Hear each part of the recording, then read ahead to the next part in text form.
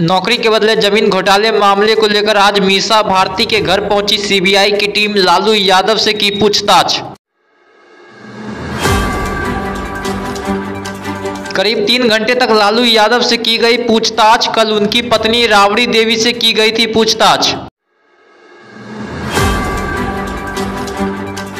लालू यादव से सीबीआई की पूछताछ पर गुस्से में दिखी उनकी बेटी रोहिणी आचार्य।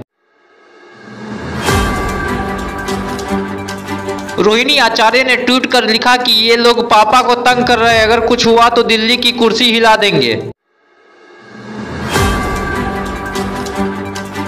तमिलनाडु में बिहारी मजदूरों से मिले सीएम नीतीश कुमार के अधिकारी। बिहारी को मारने वाला वीडियो को बताया फर्जी। उन्होंने कहा कि अफवाह से फैली है दहशत।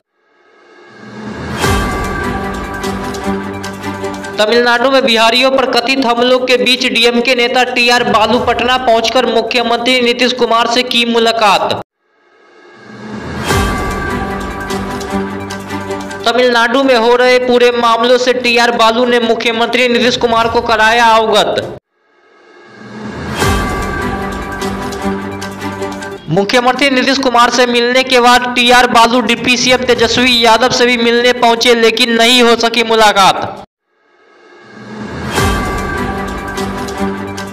नालंदा जिले के इस्लामपुर थाना क्षेत्र के सकरीमठ गांव में मोबाइल चोरी के आरोप में एक युवक को अगवा कर बेरहमी से कर दी पिटाई।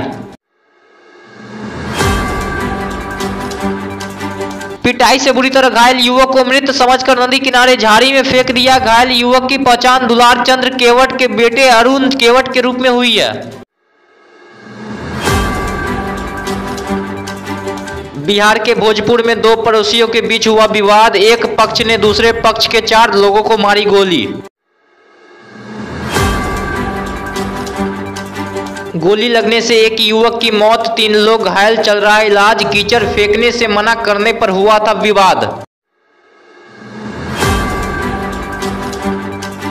घटना भोजपुर के चांदी थाना क्षेत्र अंतर्गत सलेमपुर गांव की है। घटना के बाद गांव में तनाव, पुलिस कर रही है कैंप।